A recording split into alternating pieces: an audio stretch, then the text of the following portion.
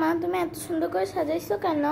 আমাদের বাসায় আজকে নতুন একজন গেস্ট আসবে, নতুন একটা বউ আসবে, তাই একটু ছোটখাটো করে অ্যারেঞ্জ করা হয়েছে। দেখো কত রকমের রান্না করেছি। এখানে দেখায়, এখানে চাল কুমড়া দিয়ে চিংড়ি মাছের একটা সবজি, আর কাবাব, চিকেন কাবাব, চিকেন রোস্ট, মাটন আর পোলাও, আর সালাদ তৈরি করা হবে। আর এই দেখো, এই ফুলটা কিন্তু নীলকে আজকে গিফট করেছে। কে জানো? কে? নীলের আপুর বান্ধবী। মানে চিন্তা করো, ভাবা যায় কৃষ্ণচূড়া ফুল, কি সুন্দর না ফুলটা।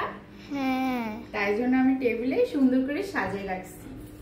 তো কেমন হয়েছে আমার অ্যারেঞ্জমেন্ট? খুব ভালো আছে, কিন্তু একটা জিনিস তো মিসিং আছে, কোক।